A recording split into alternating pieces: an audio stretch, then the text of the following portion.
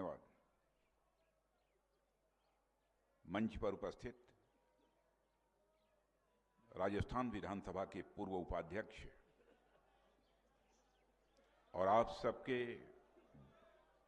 बहुत ही पूर्व, बहुत ही प्रिय और सम्मानित आदरणीय राजेंद्र सिंह जी, पूर्व विधायक श्री फूलचंद जी भिंडा, श्री श्याम जी शर्मा जिला अध्यक्ष भारतीय जनता पार्टी, श्री सत्यवीर यादव और गणपत वर्मा, श्री गुंडू सैनी, श्री रघुवीर सिंह और प्रिय देवायुष सिंह, इस सभा में मौजूद मेरे सभी सम्मानित बहनों एवं भाइयों, इस विधानसभा क्षेत्र में किसी सार्वजनिक सभा को संबोधित करने के लिए लंबे अरसे के बाद आया हूं।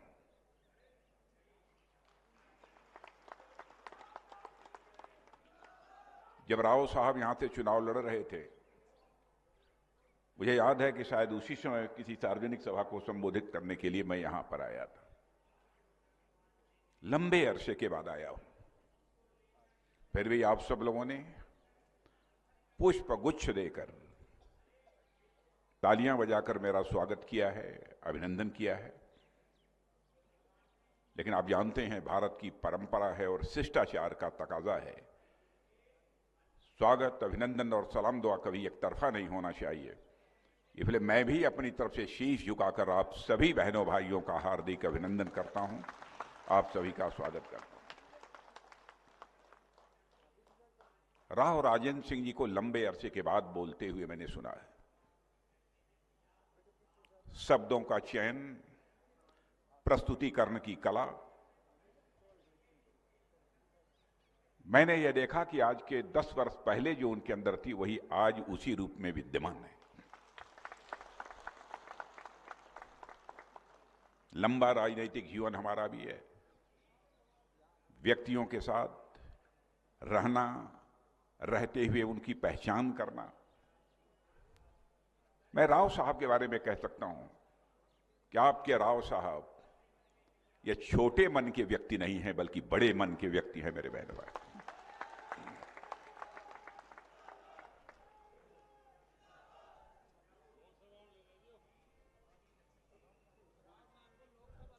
छोटे मन का व्यक्ति कभी बड़ा नहीं बन सकता है और टूटे मन का व्यक्ति कभी खड़ा नहीं हो सकता है, हमारे अटल जी कहते थे।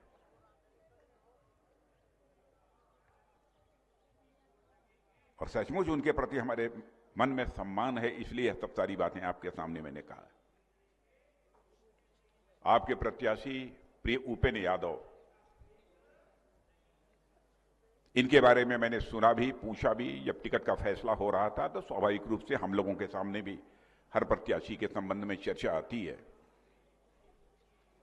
उपेंद्र यादव के बारे में यही कह सकता हूं कि भ्रष्टाचार, अराजकता के खिलाफ आपका होने वाला विधायक चिनगारी है बहनों भाइयों, चिनगारी है।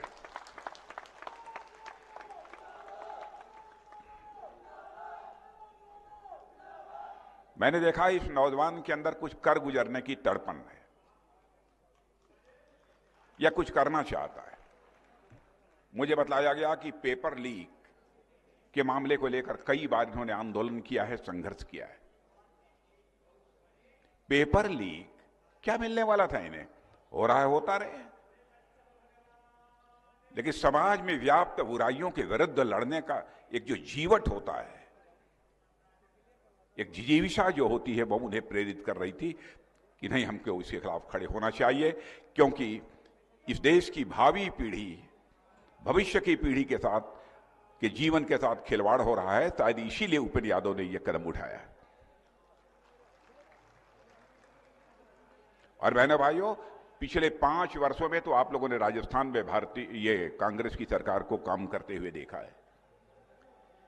यह सरकार कैसा काम कर रही थी, क्या किया है, क्या नहीं किया है, मुझसे बेहतर आप जानते हैं। लेकिन मैं यह कह सकता हूं कि यह कांग्रेस की सरकार जो पिछले 5 वर्षों तक यहां रही है बहनों भाइयों, इसने राजस्थान की गरिमा पर, राजस्थान के स्वाभिमान पर चोट पहुंचाने का काम किया। ऐसी सरकार रही है। आप ये कहेंगे कि आपकी पार्टी, आप लोग बहुत अच्छा काम करेंगे, इस बात की क्या गारंटी है? आप जो कहेंगे वो करेंगे, इस बात की क्या गारंटी है? बहनों भाइयों, मैं कहना चाहूंगा, हमारे यहां व्यक्ति गलत हो सकता है, लेकिन हमारी पार्टी कभी गलत नहीं हो सकती।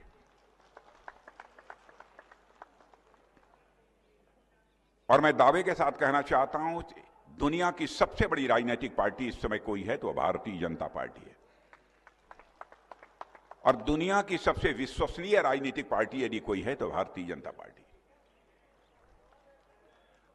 और विश्वसनीय पार्टी इसलिए मैं कह रहा हूं कि आप भारतीय जनता पार्टी का इतिहास उठाकर देख लें। 1951 में जब हम लोगों ने भारतीय जनसंघ के रूप में यात्रा प्रारंभ की थी,